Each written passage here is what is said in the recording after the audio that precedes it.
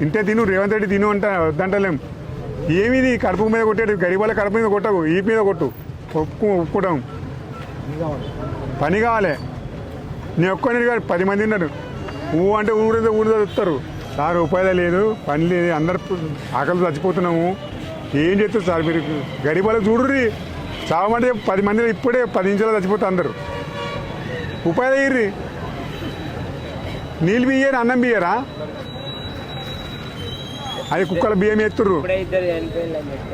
ఇద్దరు ముగ్గురు 3 రోజులు 2 చచ్చిపోతూనే ఉన్నారు.